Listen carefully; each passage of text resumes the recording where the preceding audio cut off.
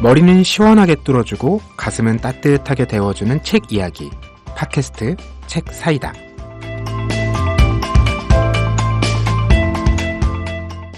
안녕하세요. 팟캐스트 책 사이다입니다. 저는 진행을 맡은 박알라딘입니다. 안녕하세요. 저는 황주부입니다. 네, 잘 지내셨죠? 너무너무 힘들고 바쁘게요. 왜요? 요즘 주변에 아픈 분들이 정말 많아서 네. 마음도 쓰이고 몸도 쓰이고 그러다 보니까 저도 같이 병이 나서 좀 힘들게 지냈답니다. 저랑은 다르시군요. 저는 제가 아파서 제 몸을 보려고 주변을 볼 여력이 없습니다. 아프신지도 몰랐어요. 그래서. 그렇죠. 근데 사실 이렇게 아플 때, 사람의 마음이 아플 때 정말 한 줄기 위로가 되어주는 게 시라는 생각을 많이 하면서 이번 방송이 또 준비가 시였잖아요. 또 자연스럽게 그렇게 엮어가시네요. 그러게 말해요. 저도 모르게. 예, 오늘 그 질문, 주제를 소개해드리기 전에 저희가 가을이잖아요. 네. 가을에 되면 또 방송들이 다 개편을 합니다. 아, 그래요? 저희도 좀 탄탄한 구성을 갖추었죠. 네. 저희 앞선 저희 3회, 4회에서 이제 같이 만나본 네. 그 김희경 선생님 네. 하고 또 김동환 기자. 앞으로 이 두 분을 저희가 차례로 모셔서 함께 우리 3인방 이야기를 좀 펼쳐가려고 하는데요. 오늘은 시 읽기 좋은 계절, 당신에게 맞는 시는 이런 주제로 이야기를 나눌 텐데 당연히 두 분 가운데 김희경 선생님 모셨겠죠? 김희경 선생님 나와주셨습니다. 네, 안녕하세요. 김희경입니다. 네. 정말 반갑습니다. 네, 반갑습니다. 네. 네. 선생님 한 번 뵀는데 정말 여러 번 만나서 수다를 떨었던 기억이 있는 사람 같아요. 좀 자연스럽고 훨씬 편안한 것 같아요. 그래요? 네. 다행입니다. 전 안 그래요. 아, 진짜요? 여전히 부담스러워요.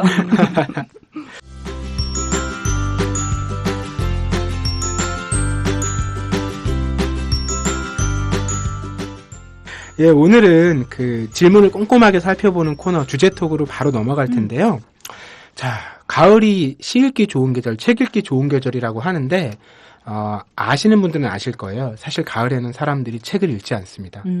이렇게 날씨가 좋은데 그렇죠. 소풍 가고 사람 만나지 책을 읽겠습니까? 그래서 독서의 계절을 만든 거죠. 어떻게? 책을 안 읽는다면서 어떻게 독서의 계절이에요? 그러니까 읽으라고. 캠페인을 하는 거죠. 제가 좀 한 박자씩. 이런 게 많아요. 4월이 그 과학의 달이라고 과학책을 읽자고 해요. 근데 1년 12달을 놓고 보면 4월이 과학책 매출이 안 좋은 달입니다. 그래서 과학책 출판사들이 과학책을 읽어보자고 그런 걸 만든 거죠. 역시 알 수 있는 건 우리가 억지로 해서는 되는 일이 없다. 이런 걸 알 수가 있는데 두 분은 학창 시절이나 젊으신 물론 지금도 젊으시지만 제가 실수를 했네요. 이거 끊어가야 돼. 잠시 제가 밖에 나가야 될 것 같은데 한때 시를 좀 읽으셨습니까? 저는 정말 부끄럽게도 이번에 시방송을 준비하면서 네. 제가 마지막으로 시집을 읽은 게 언젠가를 돌아봤더니 대략 한 20년 정도? 20년이요? 정말 왜 책장에 시집이 꽂혀 있잖아요. 근데 딱 제목을 보는데 이 올드하기가 이루 말할 수가 없는 거예요. 막 김남주 부터 시작을 해서 열면 낙엽이 막 떨어지고 이영도 그리고 막 그 시집 색깔도 누런 책 있잖아요. 그래서 정말 내가 시집을 안 읽었구나. 나 옛날에 한때는 그래도 시를 굉장히 좋아했다라고 기억하고 있고 그다음에 몇 가지 시 구절들을 지금도 외우고 있는데 어쩜 이렇게 멀리 살았을까. 사실 좀 많은 생각이 들었던 것 같아요. 김희경 선생님은 시를 꾸준히 읽으시죠? 네, 저는 계속 읽었어요.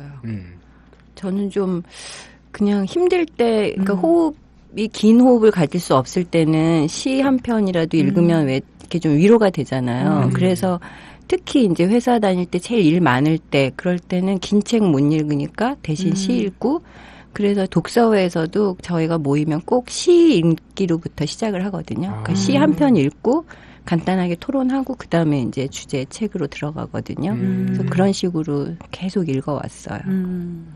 저도 돌아보니까 네. 근래 시를 읽은 적이 없더라고요. 왜냐하면 제가 지금 독서 패턴이라는 게 어딘가에 소개하는 책들을 읽기가 굉장히 바쁜데 이 시집만큼 소개하기 난망한 책이 없습니다. 맞아요.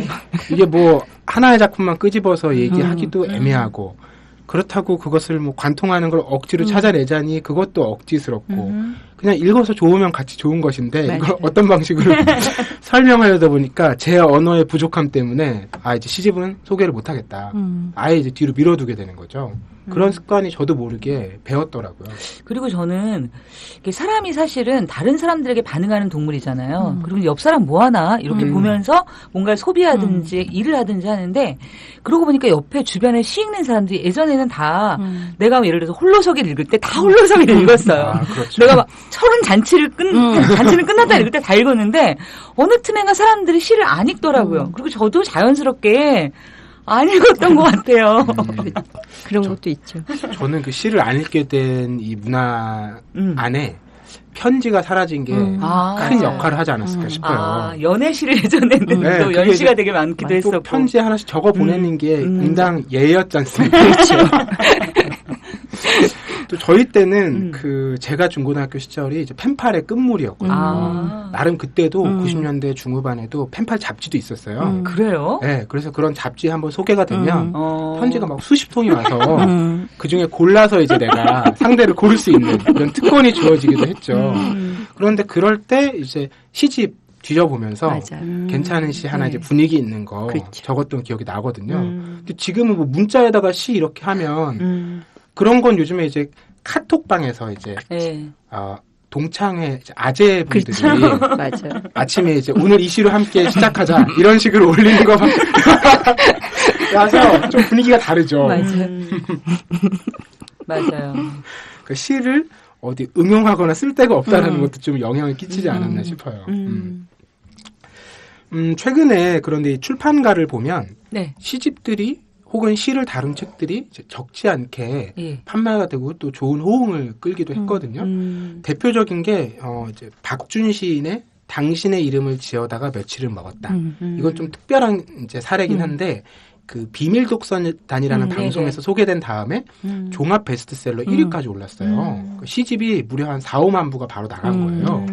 엄청난 사건이죠. 이걸 보고 사람들이 시를 읽고자 하는 사람들이 이렇게 많이 남아있었단 말인가라는 이제 깨달음을 뒤늦게 했고 또 한편으로는 그 시를 잊은 그대에게라는 책도 있는데 이거는 그 부제가 공대생을 울린 시 강의입니다. 저도 읽었어요. 그러셨군요. 네네. 어떻게 읽으셨어요?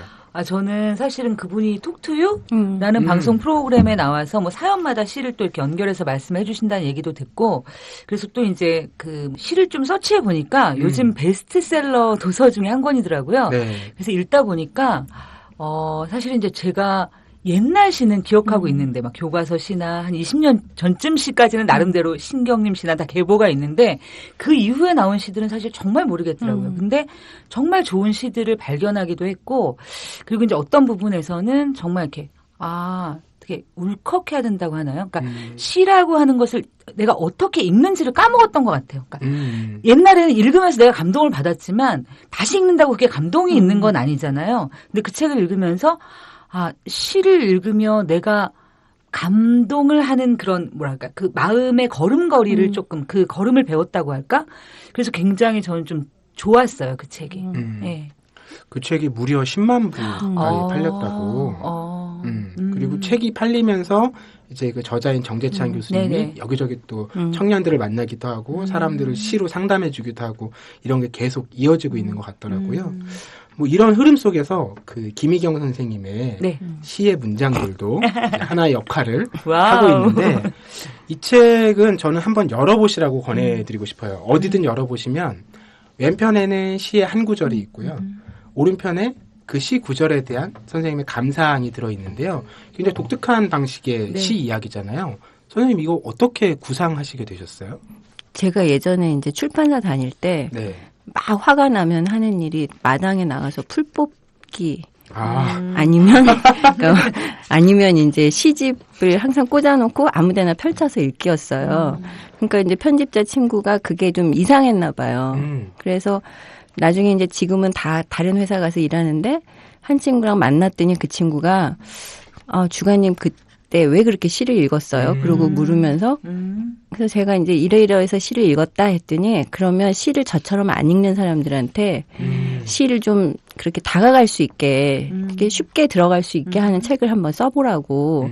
그래서 이제 그걸로 시작을 한 거예요. 그러니까 시를 일단 전문을 읽기가 굉장히 부담스럽잖아요. 시라는 건 밀도가 아주 높기 때문에. 그래서 제가 어떻게 시를 좋아했나 생각하니까 처음에는 어려운 시라도 이렇게 한 구절에 꽂혀가지고 막 시를 읽었던 것 같아요. 맞아요. 아까 말씀하신 것처럼 연애 편지 같은데 그 한 구절 인용하는 재미. 그래서 그럼 한 구절로 시작을 하자. 그리고 이제 그 책을 만들게 됐거든요. 그래서 굉장히 오래전부터 그 책은 이제 계속 제가 이렇게 틈틈이 써놓은 것들이 있었기 때문에 그런 식으로 해서 만들게 된 책이죠. 네. 저는 이 책이 참 좋은 게 부담이 없어요. 맞아요. 왼쪽에 19절을 보고 별로 안 와닿으면 넘어가는 맞아요. 네. 그래서 넘기다가 이렇게 마음에 닿는 것들을 이렇게 읽어보면 그 시가 이제 그러니까 다 여백이잖아요. 한 문장만 있으니까. 그럼 그 공간이 이제 궁금해서 시집을 찾아보기도 되고 아니면 그냥 뭐 선생님께서 들려주신 이야기로도 충분하면 굳이 안 넘어가도 되고 부담이 전혀 없는 책이라서 너무 좋았어요. 저도 사실 조금 읽었는데 좀 궁금한 게 선생님 그 시의 구절에 어떤 시인의 무슨 시다라는 설명이 없잖아요. 아니요, 밑에 있어요. 밑에 있었나요? 이렇게 띄엄하게 읽어서. 아니, 위만 보시게 돼 있어요. 위가 글자가 크고. 글자가 커서 나는 밑에 그게 있을 줄을 모르고. 근데 전 참 재밌었던 게, 제가 그 기영도 시인의 질투는 나의 힘이라는 시를 되게 좋아했는데, 솔직히 내용이 하나도 기억이 안 나는 거예요. 제목만 기억을 하고 막 질투는 나의 힘! 이랬을 때 막 그게 딱 머릿속에 딱 각인된 한 구절이었는데, 선생님이 그 시에서 듣는 거는 그 시의 마지막 구절. 그래서 같은 시를 볼 때도 내가 꽂혀서 나를 사로잡는 구절과 또 다른 사람이 그 시를 읽을 때 그 사람을 사로잡는 시어들은 되게 다르다. 맞아요. 그래서 굉장히 좀 신기했어요. 네. 뭐 이야기 나온 김에 선생님 그 질투는 나의 힘 이야기 좀 들려주시죠. 아니 저 기억도 안 나요. 근데 저는 하여튼 그 실현당했을 때 제일 많이 읽은 게 기영도 시인의 시였던 것 같아요. 최고였지 않았나. 그러니까 왜 연애 시작할 때는 황동규 시인의 즐거운 편지 베끼고 왜 그게 코스가 있잖아요. 코스. 그러다가 이제 마지막은 이제 나 빈집에 홀로 남는 이제 그걸로 이렇게 가는 것 같아요. 그래서 연애의 시작이 황동규라면 연애의 끝은 기영도가 아닌가. 게다가 그 너무나 안타까운 죽음까지 생각을 하면 그게 이제 더 배가 되잖아요. 근데 진짜 기영도 시는 밑줄을 너무 많이 긋게 되는 것 같아요. 젊은 시절에는 정말 기영도 시인이 마이풀이 아니었나 그렇게 생각이 드는데 지금은 그걸 사실 그런 정서를 감당할 힘이 잘 없는 것 같아요. 그러니까 그 정서라는 게 굉장히 이렇게 깎아지른 벼랑에서 막 고뇌하는 그 청춘의 정서이기 때문에 그 정서는 딱 그 나이에 굉장히 치열하게 느낄 수 있는 거고 지금은 이제 그건과는 좀 약간 다른 정서를 또 느끼게 되는 것 같아요. 그러니까 지금 제가 요새 제일 좋아하는 시인은 비스와바 심보르스카거든요. 처음 들어봐요. 그 제가 노벨 문학상을 안 좋아하다 좋아하게 된 게 그 심보르스카 때문이에요. 내가 노벨 문학상이 아니라면 이런 시인을 어떻게 알았을까. 그리고 그 심보르스카를 좋아하게 됐는데 그 시인의 시를 자꾸 세월이 갈수록 자꾸 열어보게 되는 것 같아요. 서점에서는 잠깐 딴 얘기인데 노벨 문학상이 이제 또 가을에 발표되잖아요. 저 발표되는 날 그 서점의 문학 담당자들은 다 야근입니다. 왜냐하면 발표가 밤 9시 정도예요. 우리 시간으로. 그리고 주요한 문학 출판사, 창비, 문학가 지성사, 문학동네 민음사 여기 직원들도 야근입니다. 누가 될지 모르니까. 그런데 그런 상황 속에서 저런 심보르스카 같은 시인이 그 상을 타면 다들 이제 풀이 빠지죠. 빠지죠. 왜냐하면 매출이 뭐 나온 책들 별로 없고 그렇죠. 시집은 맞아요. 또 이제 한 권이기도 하고 또 파괴력이 상대적으로 약하죠. 이야기가 전달하는 힘이라는 게 또 있어서 사람들이 장편을 좋아하거든요. 한국 사람들은. 맞아요. 그러다 보면 이제 굉장히 맥이 빠진 상태로 야근을 하게 되는 이런 장면도 기억에 남네요. 갑자기 제가 왜 미안해지는 걸까요? 매년 그 후보로 오르는 또 아프리카의 시인도 있어요. 이름도 맨날 헷갈리는데 은고기와 뭐 시은고 뭐 있어요. 그분 책도 한국에 번역이 몇 권 돼 있거든요. 그분도 몇 년 안에 받을 거라고. 받아야 한다고 출판사에서. 근데 그러고 보면 정말 우리는 그 수상작이라는 것에 되게 많이 이렇게 매여 있는 것 같아요. 그러니까 저도 시를 검색해 보다 보니까 한강 시인의 시도 요즘 베스트셀러 순위에 막 가장 꼭대기에. 그래서 사실 우리는 저는 소설가로 알고 있었는데. 그러니까 뭔가 이렇게 하나 주목을 받으면 또 우르르. 그리고 사실 시집도 제가 제 책장을 보면서 그런 생각을 했어요. 그러니까 나의 책장에 시집이 몇 권 꽂혀 있나를 보니까 한 13권이 꽂혀 있더라고요. 근데 그게 보니까 이렇게 아주 특별한 시라기보다 정말 이렇게 뭐라 그럴까요? 전 국민의 시? 시대를 풍미했다. 그렇죠. 그리고 이제 다른 사람의 책장도 그렇게 다르지 않을 것 같다라는 생각이 들고 그게 어떻게 보면 그러니까 그 시대 사람들의 정서나 정말 마음을 그리고 어떤 주제를 관통하는 시들도 있는 것이고 또 때로는 정말로 유행처럼 모두가 야, 너 그거 몰라? 이러면 이제 나 알아. 이러면 이제 다 같이 했던 그런 시들도 있는 것 같아요. 재미난 건 그런 것 같아요. 그러니까 그때 당시에 시대를 풍미했던 그리고 그 동세대가 같이 기억하는 시라는 게 있잖아요. 있죠. 저희 때는 별로 없는 것 같아요. 아, 진짜요? 네. 그냥 공유하는 시라면 아마 제 세대가 다 아는 시라고 하면 원태현 씨의 시일 거예요. 뭐 동그라미를 그려봐. 그것 빼고 널 사랑해. 그리고 다 암송하고 있어요. 그런 거 있죠. 넌 가끔가다 내 생각을 하지. 나는 가끔가다 딴 생각을 해. 외우고 있는 시가 그런 거거든요. 그건 전편을 외우고 있나요? 제목만 외우고 있나요? 아니 이게 고시에 다예요. 아 진짜? 네, 이렇게 짧은 시들이 많이 있어요. 그 시집에 보면. 그리고 말씀하신 이제 시집 제목은 좀 긴데 손끝으로 원을 그려봐. 맞아. 네가 그릴 수 있는 한 크게. 그게 제목이에요? 널 사랑해. 그게 제목이에요? 시집 제목이에요. 당시 100만 부가 넘게 팔렸어요. 엄청나다. 그리고 이게 다 이제 그 편지지에 한 번씩은 써봤던. 네, 이렇게 자기가 원 그려가지고 이렇게 합니다. 원을 그리고요. 여기다 이렇게 화살표로 원을 빼요. 밖에다가 러브 이렇게 써놨어요. 그 경험담인 것 같아요. 아니, 받아보기도 했고 저도 써보기도 했고 일종의 상징기호 같은 거죠. 정말 세대가 좀 다르다는 걸 느껴요. 저는 진원곡 네? 갑자기 무거워지네요. 배경음악에 갑자기 장송곡 같은 게 나와야 될 것 같은데. 김남주 시인의 진원곡이 그렇죠. 예. 없는 책장이 없었던 것 같아요. 그리고 책장 보니까 류시화 시인의 시도 한 두세 권 정도가 한 권이 아니고 여러 권. 그래서 이제 모음집도 있고 뭐 처음 시작도 있고 이런 시집도 있는 것 같고 그리고 이혜인 수녀님의 시집 그다음에 홀로서기 뭐 이런 정말 온 국민의 시집들이 제법 꽂혀 있더라고요. 저는 온 국민이 아닌가 봐. 저의 책장과 굉장히 다르시군요. 그 예전에는 그렇게 시집을 직접 사서 뭘 읽었다면 맞아요. 요즘에는 시가 특히 SNS 이런 게 많이 되면서 이렇게 편 단위로 유통되기도 하고 돌아다니기도 하고 이제 이런 게 많이 흔해졌잖아요. 네. 그리고 굉장히 짧은 시들도 유행을 하고 그런 것의 대표적이 이제 하상욱 씨의 시인 것 같아요.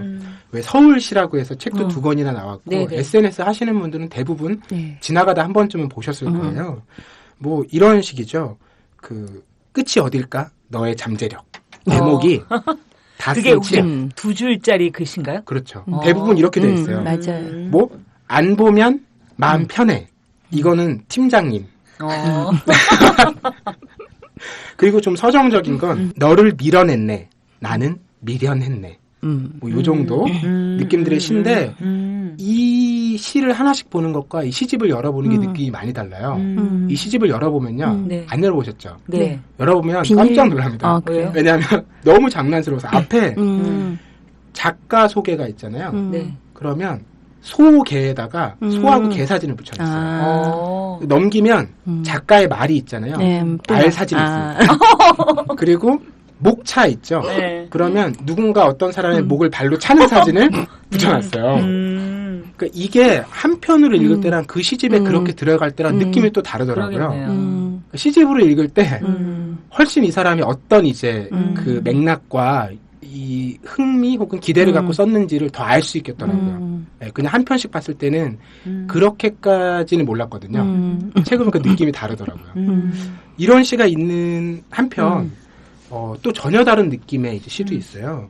최근에 이제 책으로도 나왔거든요. 댓글 시인으로 불리는 제페토라는 분인데 이분의 시집 제목이 그 쇳물 쓰지 마라 라는 거예요. 네, 이게 사연이 있는데 그 2010년에 그 20대 젊은이가 철강업체에서 일을 하다가 그 용광로에 빠져서 목숨을 잃은 안타까운 사건이 있었어요.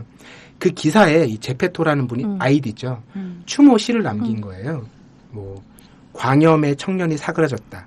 그 쇳물은 쓰지 마라.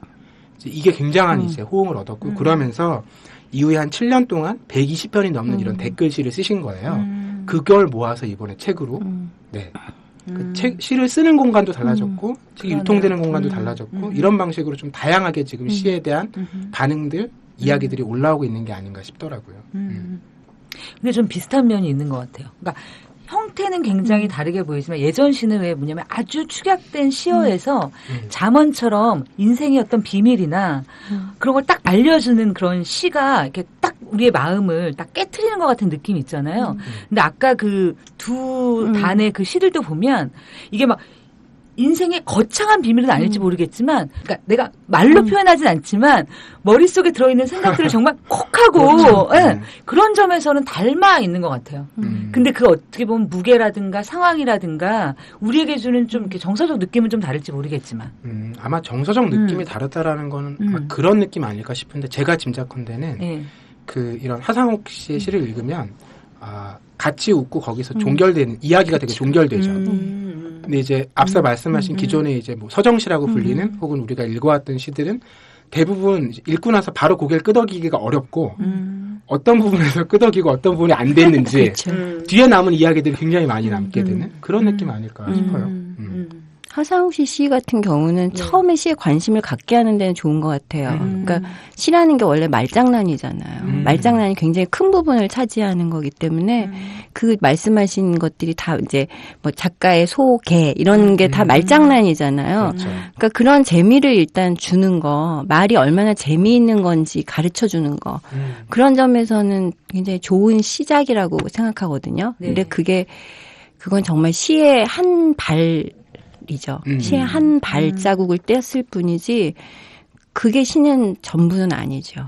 그걸로 시를 읽었다고 생각하시면 안 될 것 같아요. 솔직히 저는. 이제 거기서 시작해서 점점 더 발걸음을 떼면 뗄수록 말장난 이상의 의미 장난까지 가고 이렇게 이제 여백의 장난까지 가고 이렇게 계속 가야 시라는 건 정말 재밌는 거구나.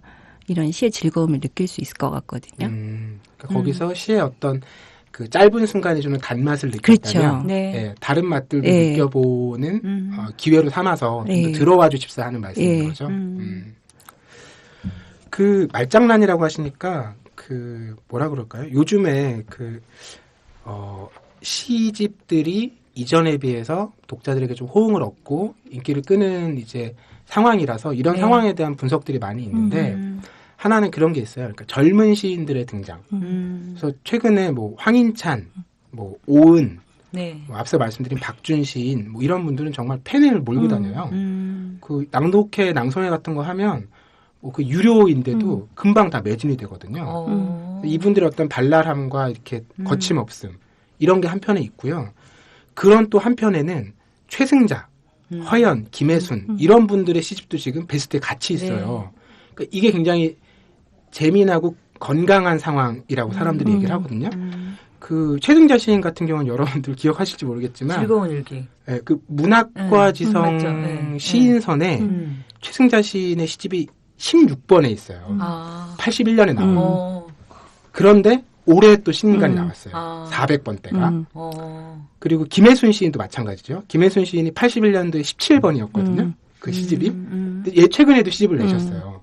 이런 걸 보면 그 과거의 앞선 세대들이 읽었던 그 시를 썼던 시인들과 지금 세대들이 읽는 시를 쓰는 시인들이 동시세대에 지금 같이 활동하고 있다라는 것. 이것이 그 이제 시장에 있는 사람들 입장에서는 굉장히 긍정적이다라고 그렇죠. 평가를 하고 있거든요. 새로운 독자들이 생기기도 했고 떠났던 독자들이 돌아올 기회도 마련했고.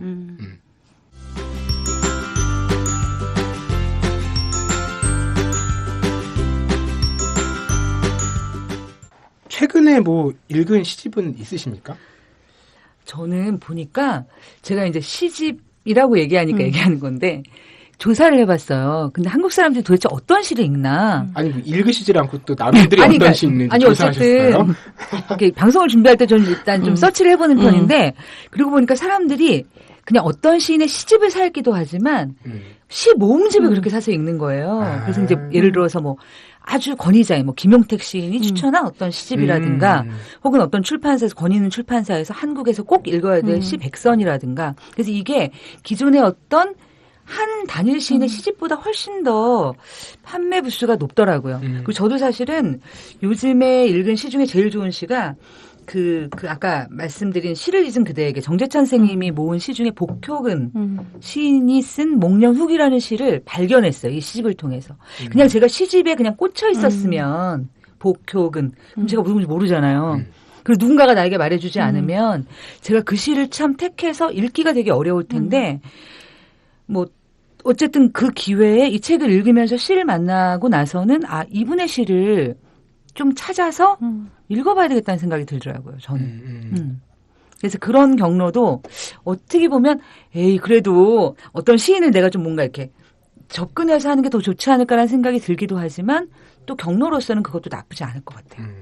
갑자기 옛 추억들이 떠오르네요. 옛날에 어떤 추억? 저작권이 지금처럼 엄격하지 않을 때는 편집부 역금의 시집이 그렇게 많았죠. 그렇죠. 그랬어요? 네. 그래서 뭐 출처가 어딘지 알 수 없는 시들이 많았어요. 지금으로 따지면 어디 사람들이 블로그 같은 데 올려놓은 거를 글어 모아가지고 시집을 내는 거죠. 무슨 마음을 달래주는 시 50편. 그래서 문자도 많아요. 그게 그 옛날 시들 같은 김소월 씨나 뭐 백석 씨 같은 경우에는 편집자들이 마음대로 이렇게 이제 하다 보면 그냥 쉽게 지금 말로 바꾸는데 사실 잘못 바꾸는 경우들. 백석 씨는 특히 그런 게 굉장히 이제 문제가 많이 되는. 워낙 말들이 그 사투리도 있고 고유어, 민속어가 많으니까 그건 여전히 논쟁 중인 말들이 참 많거든요. 그래서 이게 정본인 줄 알고 막 잘못 옮기는 경우들이 많죠. 그것도 한 번 옮겨놓으면 잘못 옮긴 걸 또 베껴서 쓰거든요. 베꼈어요. 지식이라는 게 돌고 돌아가시기 때문에. 저는 그 시 얘기하니까 문득 그 최근에 생긴 시 전문 서점도 떠올랐는데 그 위트 앤드 시니컬이라고 제목도 위트가 있죠. 이 시집 전문 서점의 주인장이 바로 시인이에요. 유희경 시인인데 이분도 이제 아마 80년대 초반생일 거라고 제가 70년대 후반생이나 80년대 초반생으로 알고 있는데 젊은 시인이죠. 이분은 출판사에서 편집자로 일을 하다가 이제 퇴직금과 이런 것들을 다 모아서 시집 전문 서점을 차리셨는데 한 석 달 정도 됐나요? 근데 지금까지는 잘 되고 있어요. 그리고 재미난 게 공간을 활용해서 자기 친구들이죠. 동료들을 불러서 이제 영업부장도 시키고 자기 없을 때 그리고 낭독회도 열고 근데 그 낭독회가 재미난 게 다른 걸 안 하고 시만 읽는 낭독회더라고요. 보통 낭독회라고 하면 시 한 편 읽고 뭐 이런저런 얘기도 나누고 그러다 보니까 오히려 이제 그 시가 기억이 안 나고 뭔가 재미나게 떠들었던 대화가 기억에 남기 쉬운데 그냥 시만 줄창 읽는 그런 낭독회를 열더라고요. 한번 가보고 싶네요. 진짜. 네, 여기 신촌에 있습니다. 정말요? 네. 그 공간이 그 이렇게 한 높은 건물의 한 6층인가 이렇게 위쪽에 있어요. 그 서점만 있는 게 아니라 같은 공간을 쓰는 곳이 이제 카페 같은 공간 속에서 한 켠을 이제 내서 쓰거든요. 한번 가보시면 재미나게 구경하실 수 있지 않을까? 그러고 보니까 옛날에 그만던 신앙송에는 다 어디 갔을까요? 정말 신앙송을 많이 했던 것 같은데 어느 순간에 정말 사라져버린 것 같아요. 그게 지역에 가면 지금도 적지 않을 거예요. 그래요? 네. 왜냐하면 그 시를 이제 쓰고 그런 시들을 모아서 책을 내고 하는 문화가 이제 도시에서는 많이 사라졌는데 지역 문단에 가면 여전히 많이 남아 있거든요. 그래서 그런 쪽에서는 낭독회도 많이 열리고 같이 시를 써서 합평회도 하시고 이런 문화가 많이 남아 있다고 하더라고요. 뭐 시를 써보기도 하셨나요? 전혀요. 저는 사람들이 왜 이렇게 한 줄, 두 줄 쓰잖아요. 네. 근데 오히려 소설은 써보려고 했던 것 같아요. 뭐라고 주저리 막 이렇게. 그런데 시는 왠지 저한테는 되게 무서웠어요. 시를 쓴다는 게. 그러니까 어렸을 때 동시 있잖아요. 초등학교 뭐 3, 4학년 때 100일장 나갈 때 동시 쓴 거 빼고는 시는 읽는 건 되게 좋아했는데 오히려 쓰는 게 뭐랄까 되게 약간 눌린다 그래야 될까? 그래서 저는 시는 안 써봤던 것 같아요. 선생님. 저는 어렸을 때 오빠가 이제 시를 열심히 쓰면서 시를 저한테 이제 이렇게 읽는 거야. 그리고 가르쳐 줬어요. 이런 시를 읽어 이러면서 계속. 근데 이렇게 읽다 보니까 써보고 싶잖아요. 되게 멋있잖아요. 시인이 된다는 건. 그래서 이제 매일 시를 생각했어요. 그래서 어느 날 중학교 때였던 것 같은데 두부를 사러 가다가 초승달이 탁 뜬 걸 봤어요. 그래서 시를 생각해야 돼. 그리고 초승달을 딱 보고 떠올랐어요. 그래서 막 집에 와가지고 싹 썼어요. 한 줄짜리 시를 딱 써가지고 오빠에게 오빠 이거 봐. 너무 근사하지 않나. 저는 그렇게 생각을 하고 그게 뭐였냐면 지금도 생각이 나요. 하늘 베고 누운 슬픔이여. 딱 이 귀절을 떠올렸어요. 그래서 이거 시야. 이제 저 혼자 자아도취가 된 거죠. 이거 시야 이러고 딱 오빠한테 보여준 오빠가 시작이 좋아. 계속 써봐 이러는 거예요. 그래서 아니 시작이라니 이게 끝인데 그러니까 아까 하사묵 씨처럼 이제 저는 이 한 줄이면 모든 게 끝났다라고 생각을 한 거예요. 근데 오빠가 아니야 그건 시가 아니야. 이제 이거는 시상이 떠올라서 이게 시작이고 여기서부터 너의 감정을 계속해서 쭉 전개를 해 나가야지. 이거 못해먹는 짓이구나라는 생각이 나는 이걸로 끝이라고 생각을 했는데 그래서 그때 이제 나는 시인이 될 제목은 아니구나. 그걸 계속 확인하는 과정이었던 것 같아요. 계속. 그러다가 고등학교 때 김수영 시인 시집을 읽고 시는 이런 거구나. 이건 뭐 도저히 나는 안 되는 거구나. 그래서 이제 조용히 접었죠. 너무 넘사벽을 만났죠. 네. 너무 일찍 넘사벽을 만났죠, 정말. 저는 인생에서 마지막으로 시를 써본 게 아마 고등학교 때가 아닐까. 그러니까 중고등학교 때는 뭐 그냥 글을 좀 썼기 때문에 가끔 뭐 이렇게 시를 써서 내라고 하면 그렇죠, 종종 쓰기도 했어요. 시화전 이런 거. 맞아요. 예, 하잖아요. 기억이 제가 고등학교 2학년 때 그 학교 교내 신문에 그 제가 짝사랑하던 친구에게 연시를 즐거운 편지 2인가요? 뭔가 하지만 그 이루어지지 못했고 제 마지막 시가 되었죠. 요즘 친구들도 시를 쓸까요? 갑자기 궁금하네. 쓰면 좋을 것 같아요, 진짜. 그죠? 조금씩 어쨌든 끄적거려 본 경험이 있는데 요즘 친구들도 그럴까? 어때요? 글쎄요. 근데 요즘에 이렇게 카톡으로 서로 주고받은 거 잘 엮으면 시처럼 보일 것 같기도 하고. 행가리만 하면. 저는 오히려 학창시절 하니까 시 암송 대회도 기억나요. 그때만 해도 그런 게 있어서. 맞아요. 근데 너무 기계적이었던 것 같아요. 지금 생각해보면 이렇게 기억이 아직도 나거든요. 이렇게 묶음을 줘요. 그러면 이제 앞쪽에 좀 짧은 시가 한 30편 있고요. 좀 이제 길이가 어느 정도 되는 시가 한 20편 있습니다. 그리고 마지막에 이제 이 입상을 결정하는 아주 긴 서사시 같은 게 하나 있어요. 지금 생각해보면 무슨 뭐 우리나라 온갖 역사 같은 거 다 넣은 그런 시인데 누가 썼는지도 모르는 시예요.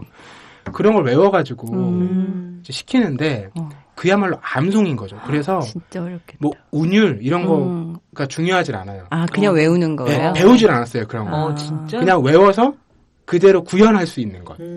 이것으로 시험 봤던 기억이 나요. 와. 왜냐하면 어차피 그 마지막 단계까지 외우는 사람이 한두 명밖에 없거든요. 그게 일단 첫 번째 기준이니까. 잘 읽는 얘기 같아요. 이건 국민교육관장 외우는 것처럼. 그러니까. 국민교육관장 외우시세요? 저는 정말 싫어요, 외우는 거. 아니, 그렇게 정말 사실은 우리가 시에서 멀어진 것 중에 하나를 진단하는 게 사람들이 시를 학교에서 잘못 배워서 그렇다. 사실 이런 진단이 정말 그런 많잖아요. 거 막 억지로 외우게 하면 시 진짜 싫지 않아요. 그러는 순간부터. 그렇죠. 그리고 이제 시를 사실 감동이나, 그러니까 결국은 내 시선으로 시를 보는 건데, 교과서에서 배운다는 건 사실 다른 시선을 용납하지 않는 거잖아요. 너 그렇죠. 틀렸어. 이건 이거거든? 이라고 이제 그런 시 읽기가 사실은 이제 뭔가 우리가 재미를 붙이고, 그 다음에 내가 뭔가 사랑하게 돼야 계속하게 되는데, 그럴 기회 자체를 아예. 그래서 오히려 저는 교과서에서 시를 빼야 사람들이 더 시를 더 읽고 좀 좋아하게 되지 않을까? 그런 생각도 들더라고요. 그렇죠. 교과서에서 배운 시들은 대부분 정답이 정해져 있고 다른 상상을 못하게 하잖아요. 그렇죠. 그러니까 뭐 이것은 소리 없는 아우성이라고 하면 모든 사람들은 깃발을 떠올리지 않습니다. 네, 뭘 떠올릴까요? 난 깃발 떠올렸는데. 아니죠. 역설을 떠올리죠. 역설. 진짜? 네. 공부를 못했나 봐요. 그러니까 그 문장이 전하는 식구가 전하는 어떤 감상이나 이미지를 떠올리게 하지 않고 이퀄되는 바로 어떤 맞아요. 정답을 찾는 거를 떠올리게 하니까 이게 일단 시로서 존재하지 않죠. 맞아요. 네, 다 떨어져서 파편으로 존재하게 되는 거죠. 그래도 그때 배운 시들은 기억에 많이 남긴 하는데. 맞아요. 기억에는 많이 기억에는 남는데 남아요. 좋은 기억으로 잘 안 남고 왜 저 같은 경우에는 김수영 시인의 풀이라는 시가 뭐 푸른 민중 이게 딱 있잖아요. 그렇죠. 근데 진짜 이 시가 왜 좋다는지 이해를 못했어요. 저는. 그냥 그런 얘기 너무 뻔한 얘기잖아요. 바람이 분다 풀이 분다, 바람이 분다, 풀이 일어선다. 뭐 이렇게 그 얘기만 하잖아요. 그래서 그래, 바람이 불면 풀이 일어났다, 누웠다 하지. 이게 뭐가 어쨌다는 건지, 이게 왜 의미심장하다는 건지. 그래서 저는 김수영 시인을 좋아했는데도 그 시가 왜 훌륭한지를 몰랐어요. 그 시를 왜 그렇게 김수영 시인의 뭐 최고작이라고 하는지를 모르고 몇십 년 동안 김수영 시 집을 읽고 또 읽고 읽고 또 읽고 하다가 앞에 있는 그 몇 달 전에 쓰신 시들, 또 1, 2년 전에 쓴 시들을 쭉 연결해서 읽다 보니까 그 시의 의미가 조금씩 잡히더라고요. 그래서 그때 비로소 이 시가 정말 엄청난 시고 이 양반이 만약에 이 시 이후에 살아계셨다면 진짜 한국 현대 시가 바뀌었겠구나라는 생각이 들 정도로 그런 개안을 하기까지 한 30년이 걸린 것 같아요. 그 시를, 그 시집 한 권을 계속 되풀이해서 읽으면서 그렇게 됐거든요.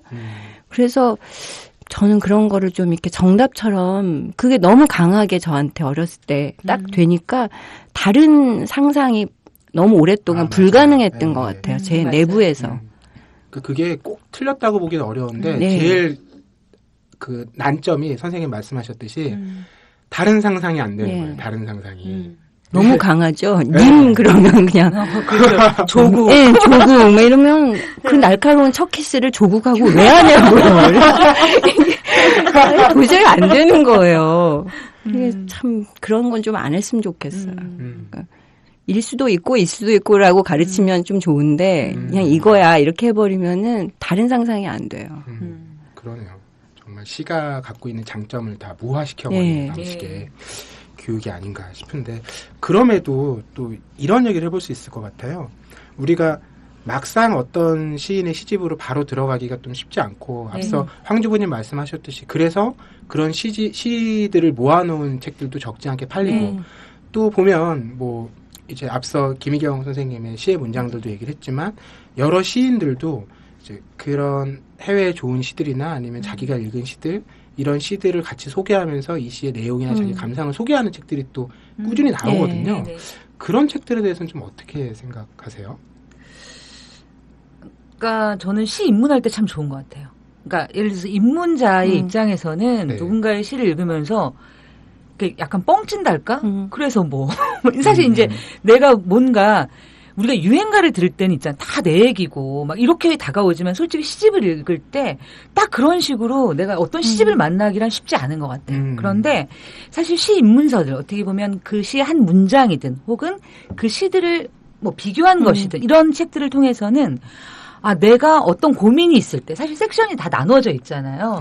그 안에서 내가 어떤 고민이 있을 때 혹은 같이 붙여보면 좋은 시들 혹은 그 시어들이 가지는 의미들 이런 것들을 내가 좀 찬찬하게 안내받을 수 있다는 점에서는 굉장히 좋은 것 같고요. 근데 저는 꼭 하나 우리가 넘어야 될 거는 그 시를 내가 찾아보는 과정은 빼놓지 말아야 될 것 같아요. 그러니까 내가 누군가의 사실 감상을 통해서 그것 또한 시를 보는 거잖아요. 그렇죠. 그랬을 땐 그건 사실 내 눈은 아니죠. 누군가가 소개하고 인도하는 방향인 건데 내가 그 시를 오롯이 또 다시 내가 읽을 때만이 그 시가 나에게로 와서 의미가 될 것 같아요. 그래서 저는 그렇게 다시 한번 찾아볼 수 있는 그런 노력이나 내가 그런 의지만 있다면 저는 그런 길잡이서들은 좋은 것 같아요. 선생님은 그런 길잡이 책들도 많이 보셨죠? 길잡이 책을 보기는 보는데요. 그리고 저는 이제 신문에 요새는 꼭 시 한 편씩 소개되는 신문들 많잖아요. 그런 건 꼭 챙겨서 보는데 하여튼 그건 정말 말씀하신 것처럼 입문인 것 같아요. 들어가는 데는 좋지만 시인 하나를 사랑하는 게 참 필요하다고 생각하거든요. 그리고 저 같은 경우에는 처음에 반했는데 시집 한 권, 두 권, 세 권쯤 돼서까지 좋았던 시인은 정말 손에 꼽거든요. 그러니까 시인들은 보통 보면 첫 시집이 참 좋아요. 그 오랜 고민, 특히 청춘의 그 오랜 고민들이 있는 첫 시집에선 정말 끝내주는 그런 게 있는데 두 번째 시집, 세 번째 시집 가면 그 긴장이 이렇게 떨어지는 시인들이 대부분이고 그 긴장을 계속 유지하는 시인은 많지 않거든요. 그래서 이제 그런 경우에 제 책장에 어떤 시인이 세 권까지 있는데 그 다음에 갔으면은 이제 그 시인하고 저는 이별한 거죠. 저 혼자 버린 거죠. 그런 점에서는 이제 기영도나 김수영 같은 시인은 영원한 애인인 거죠. 저한테는 언제든 이 남자 만난 남자가 없는 거예요. 이 두 분은. 게다가 현실에서는 어차피 또 이루어질 수 그렇죠. 그렇죠. 이루어지면 큰일 나죠. 근데 그런 시인을 발견하면 참 기쁘거든요. 그리고 아까 말씀드린 것처럼 같은 시집인데 계속 볼 때마다 의미가 달라지는 걸 제가 느끼면 그 희열감이라고 하는 게 있는 것 같아요. 그래서 저는 한 시인을 좀 이렇게 자기가 이 시가 참 좋았다 그런 말씀하신 것처럼 찾아보고 그 시인의 시집을 처음부터 끝까지 네. 순서대로 읽을 필요는 없지만 계속 읽으시면서 왜 이 시인은 이 시를 골랐을까? 나라면 이 시가 더 좋은데? 하고 딴지를 걸어볼 수도 있잖아요. 왜 이 문장이 좋다 그랬지? 난 이게 더 좋은데? 하고 자기 나름으로 이제 그 시를 소개해보는 거죠. 자기 나름으로. 그렇게 하시면서 읽으면 훨씬 재미있을 것 같아요. 두 분 말씀을 종합해보면 결국 그 시집에 있는 어떤 시를 만나는 게 아니라 그 시들을 쓴 그 사람, 그렇죠. 시인을 만난다는 느낌이 강하게 드네요. 멋진 이야기 같은데. 네. 요즘 같으면 이렇게 막 추적하니까 구글에서 시인은 정말 시인의 삶을 알수록 또 시가 해석이 다시 되는 것도 있어서 맞아요. 그런 재미도 있는 것 같아요.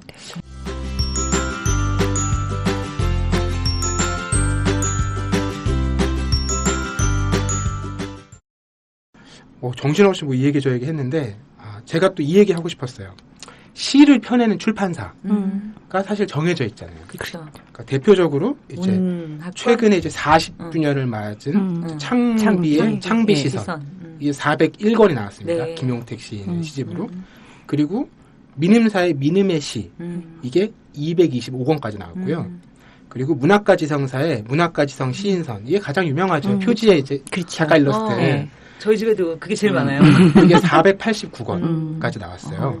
그리고 비교적 최근에 시작한 이제 문학동네 시인선이 2011년에 시작했는데 벌써 84권까지 나왔거든요. 이게 놓고 보면 의외로 그 시인들을 만나는 통로가 그 시인들의 수나 개성이나 색깔보다 되게 좁다. 맞아요. 이게 어쨌든 문단 이제 때문에 그런데 그래서 이걸 깨려는 시도가 최근에 있었어요. 되게 반가운 시도인데 3인 출판사에서 내는 3인 시집선이라는 게 있어요. 이건 어떤 방식이냐면 기존의 시 등단이라는 게 한 3편에서 5편 정도 해서 신춘문예에 등단이 되는 방식이잖아요. 그걸로는 평가하기가 좀 애매하다라는 거죠. 이런 문제의식을 가지고 한 30편에서 50편 그러니까 수년에 걸쳐서 쓴 시들을 한 번에 받아서 이제 몇몇 대표가 되는 문학평론가들이 평가를 하고 뭐 개고도 거치고 의견을 주고받고 해서 이제 어느 정도 수준에 이르렀다라고 평가했을 때 시집을 그냥 내주는 거죠. 그 시집으로 등단을 하는 거예요. 그렇게 해서 2권의 시집이 나왔는데 첫 번째 시가 유진목 시인의 연애. 예, 맞습니다. 네. 굉장히 독자들로부터도 좋은 평가를 받았고 특이한 방식으로 딱 올라선 계기가 된 거죠. 저는 그렇게 이 틀을 좀 깰 수 있는 다양한 시도들이 물론 이제 앞서 우리가 90년대 중반에 여러 가지 시를 모아냈던 출판사들과는 좀 다르지만 좀 더 시도될 필요가 있지 않나 네, 그런 생각은 들더라고요. 저는 그것도 약간 답답하게 느껴지는데 그러니까 사실 요즘은 등단이라는 것 자체의 권위가 예전만하지 못하잖아요. 등단을 안 해도 충분히 많이 팔 수 있으니까. 네. 그리고 사실은 그 뭐 예를 들어서 뭐 50편? 그러니까 그 시가 모르겠어요. 그 일정한 수준이라는 게 어떤 건지 모르겠지만 그 시인에게도 그 인생의 시가 있는 거잖아요. 자기 인생에. 그리고 아까 선생님 말씀하셨던 것처럼 그 시어 딱 그 초생딸 보고 그 하나도 사실은 시가 될 수 있는 건데 그렇게 어떻게 보면 그런 커다란 문단의 권위에는 벗어났을지 모르겠지만 사실 일반 사람들의 입장에서도 내 안에 있는 언어들을 우리가 그렇잖아요. 막 쏟아내는 방식이 사실 굉장히 요즘은 다양하잖아요. 방송도 이제는 팟캐스트도 사실 그런 것 중에 하나인 거잖아요. 방송법에 저촉을 받지 않고 여기서 우리가 뭐라고 해도 우리는 그렇잖아요. 이렇게 그런 제도권에 걸리는 것 없는 매우 다양한 매체들이 되게 많은데 시들도 사실은 그래서 아까 SNS에서 나왔던 게 시로 묶이는 그런 방식들 댓글시 같은 방식들도 사실은 그런 어떤 그 전문가들의 용인이라고 하는 방식이 아니라 사실은 일반적인 사람들의 야 이거 되게 재밌어 혹은 이거를 묶어놓으면 되게 좋을 것 같아. 그러면 내가 사보겠어라는 그런 언어들이 있었으니까 사실은 그게 책으로 돼서 나온 거잖아요. 그런 방식들이 조금 더 많아져야 되지 않을까? 뭐 이런 생각이 좀 드네요. 저는. 저보다 한 발 더 이제 열린 생각이시죠? 네. 근데 저는 조금 그런 게 그러니까 그런 매체는 여전히 있잖아요. 그러니까 이제 SNSC라고 하는 거가 여전히 있고 그러면서 동시에 문단의 권위라고 하는 거하고는 약간 다른 게 이제 3인식의 방식이라고 생각하거든요. 그러니까 아무리 대중이라고 하는 게 중요한 존재라고 해도 시가 대중성이 없는 좋은 시라는 건 항상 있게 마련이거든요. 그리고 도저히 SNS로 포괄이 안 되는 장시를 쓸 수밖에 없는 시인들도 있어요. 자기 감상 자체를. 근데 그런 시는 진짜 어디에 소개가 될 매체 자체가 굉장히 드물거든요. 요새는 문학지도 잘 안 팔려서 점점 그렇죠. 그런 시면도 줄어들고 이러기 때문에 그래서 저는 3인의 시도가 참 굉장히 용기 있다고 생각을 했어요. 그게 사실 장사라고 생각하면 그렇게 큰 이문이 남는 장사가 아닌데 그런 걸 해주다니 정말 고맙다. 특히 이제 세계 신선 내는 출판사 중에 예전에 문학의 숲인가? 거기서 이렇게 좀 안 알려진 그러니까 변방의 세계들을 이렇게 소개하는 시집이 있었거든요. 근데 저는 그걸 거의 다 샀어요. 그게 나올 때마다 너무 고마워서. 근데 그렇게 요새 안 나와요. 근데 제가 생각할 때 그거 초판 팔기도 힘드셨을 그렇겠죠. 것 같아요. 정말. 근데 정말 좋은 시들이 많았거든요. 그러니까 몽골의 시인 같은 경우는 제가 그걸 읽고 몽골이란 나라가 이렇겠구나라고 상상하게 되더라고요. 그러니까 그런 세계를 도저히 다른 데서 만날 수 없잖아요. 근데 그냥 막 책으로 내줄 수는 없잖아요. 책이라는 건 어쨌든 공적인 거니까. 그럴 때는 누군가가 이 정도 수준이라고 하는 거를 조금 해줘야 되는 편집자들이 해줘야 되니까. 저는 그런 부분이 다양한 권위인 것 같아요. 그러니까 그렇죠. 예전에는 권위라는 게 딱 한 그렇죠. 군데에만 집중돼 있었잖아요. 맞아요. 그래서 뭐 신춘문예 그러면 이것만이고 등단. 그렇죠. 그러면 아니면 시인이 아닌 거잖아요. 내가 그렇죠. 시를 100편을 갖고 있어도. 근데 지금은 사실은 뭐냐면 그 권위가 각자에게로 그러니까 나눠져 있는 것 같아요. 그런 권위가 여전히 없는 건 아니고 그리고 이제 또 다른 권위가 만들어지는 거고 혹은 이제 그 권위라고 하는 것 자체를 아예 다른 방식으로 접근하는 그래서 무엇이 뭔가 이렇게 뭐랄까 높낮이의 문제가 아니라 다양한 권위 그렇죠. 자체가 열려 있는 그런 사회가 아닌가 방식이 아니죠. 권위라고 하면 우리가 좀 이제 부정적인 느낌들을 많이 갖고 있어서 또 그렇기도 한데 그럼에도 저는 시와 관련돼서 권위가 꼭 필요하다고 생각하는 지면이 있습니다. 바로 지하철 스크린도어에 붙어있는 시들인데요.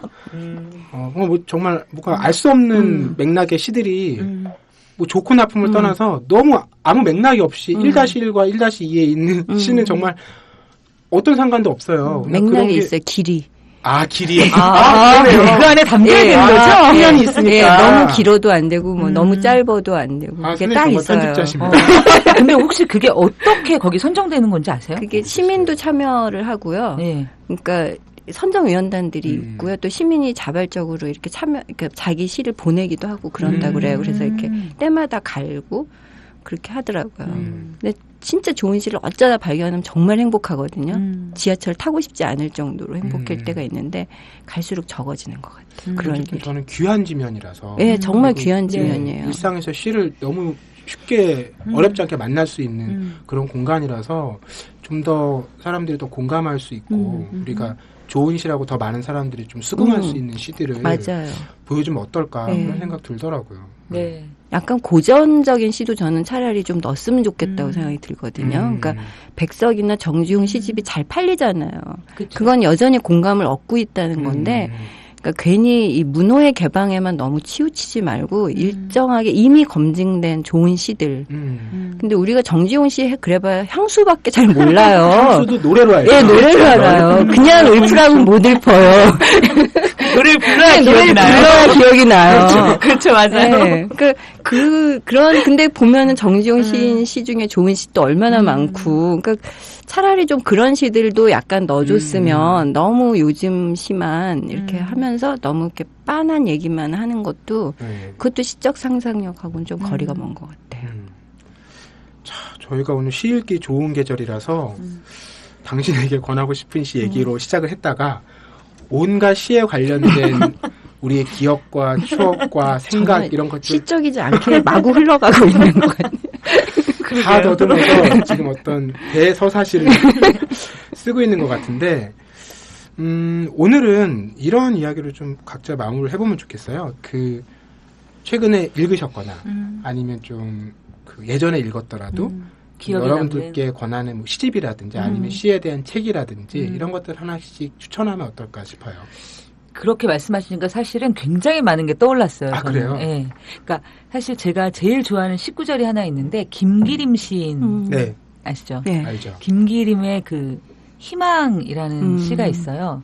그 첫 구절이 희망, 갈릴레오가 잊어버린 또 하나 별의 이름. 제가 이 첫 구절에서 그냥 쓰러졌어요. 아름답다. 예, 그리고 이제 그 시를 전체를 외우진 못하는데 이 청춘과 이 희망에 대한 이야기가 제가 20대 때 뭐랄까 앞이 안 보이잖아요, 사실은. 앞이 안 보이고, 그러니까 그 안 보인다는 게 그때는 막 흑색은 아니었지만 뭔가 이렇게 앞을 가늠할 수 없을 때 그 희망과 그 김기림의 이야기가 저를 굉장히 들었다 놨다 했던 그 시라 혹시 근데 정말 찾아보기 힘든 시라 그 시를 한번 추천해드리고 싶고요. 그 다음에 또 하나는 제가 그 시를 지은 그대에게서 발견한 복효근 시인의 목련 후기라는 시가 전 너무너무 좋았어요. 나중에 혹시 낭송할 기회가 있으면 잘하는 김희경 선생님께서 혹시 낭송을 해주세요. 네. 김희경 선생님께서는 저는 그 자기 한 편을 한번 생각해 보라고 그러셔가지고 저는 요새 외국 시를 많이 읽어요. 네. 왜냐하면 약간 상상하거나 쓰여지는 방식이 좀 달라서 제가 요새 너무 이렇게 좀 구태의연한 사고를 하고 있길래 자꾸 외국 시를 읽는데 이제 그 프로스트 로버트 프로스트 가지하는 길 네. 그게 워낙 유명하잖아요. 근데 그 시도 우리가 오해하는 대표적인 시인데 그건 그 시는 정말 완전히 오해되고 있는 시거든요. 그렇군요. 그러니까 안 간 길을 후회하는 시 뭐 이런 식으로 생각하는데 그게 아니거든요. 그런 거를 약간 이 사람이 좀 촌철살인한다 그럴까?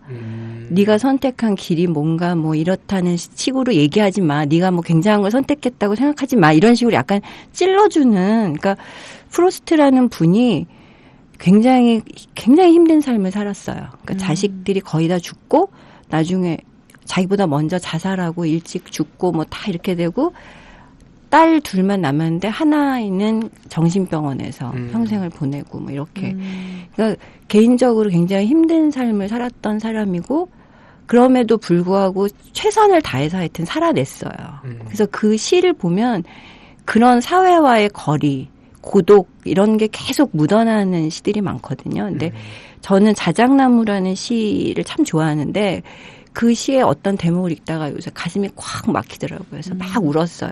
카페에 앉아서 읽다가 막 울었더니 그러면서 그걸 이렇게 보내줬거든요. 제 친구한테. 했더니 그 친구도 울었대요. 그걸 보고. 그래서 그 시를 계속 읽고 있어요. 요새 틈만 나면. 이 시는 워낙 길어서요. 제가 다 읽어드릴 수가 없고요. 제가 그 울었던 대목을 좀 읽어드릴게요. 나도 한때는 그렇게 자작나무를 휘어잡는 소년이었다. 그래서 나는 그 시절로 돌아가고 싶어 한다. 걱정이 많아지고 인생이 정말 길없는 숲 같아서 얼굴이 거미줄에 걸려 얼얼하고 근지러울 때 그리고 작은 가지가 눈을 때려 한쪽 눈에서 눈물이 날 때면 더욱 그 시절로 돌아가고 싶어진다. 이 세상을 잠시 떠났다가 다시 와서 새 출발을 하고 싶어진다. 이런 대목이에요. 다음 말을 모두 잊지 못하고 고개를 끄덕이고 있네요. 그리고 몇 줄이 지나서 제가 제일 좋아하는 식구가 나와요. 세상은 사랑하기에 알맞은 곳. 이 세상보다 더 나은 곳이 어디 있는지 나는 알지 못한다. 기가 막히지 않나요? 이 그렇게 많은 고통을 겪은 사람이 이 얘기를 하기까지 이거 어떻게 마무리해야 되나요? 그러게요. 아이고 저만 시를 안 읽고 있군요. 살만하신 거죠.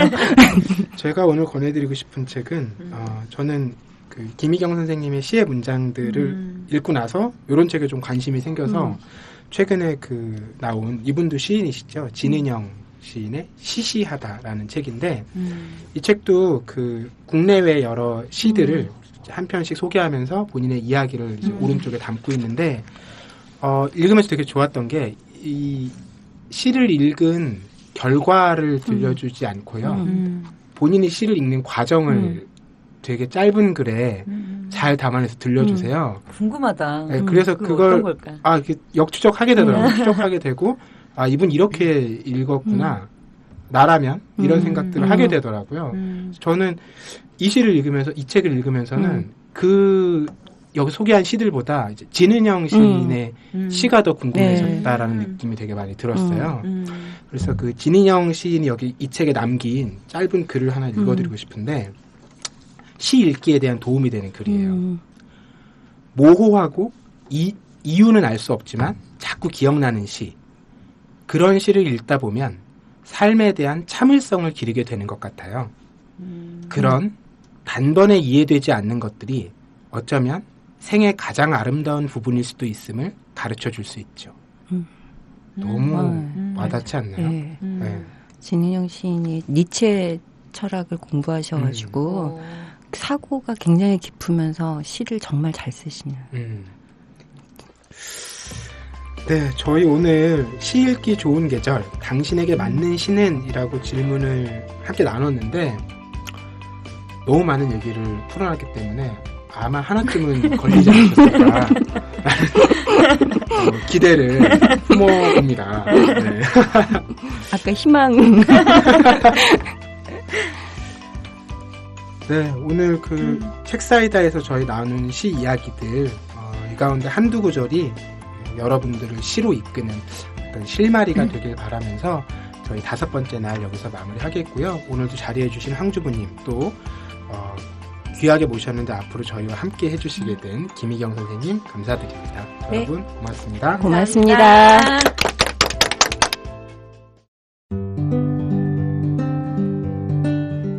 안녕하세요. 아카데미 느티나무 강좌를 7년째 듣고 있는 70살 넘은 할머니 정애자예요. 저에게 아카데미 느티나무는 새로운 배움터입니다. 배움을 통해 행동하는 시민의 발걸음에 동참하고 있다는 것이 뿌듯하답니다. 즐거움과 나눔, 웃음과 실천이 있는 배움의 공간, 아카데미 느티나무에서 뵐 수 있기를 기대합니다. 참, 아카데미 느티나무는 참여연대 부설 시민교육기관입니다.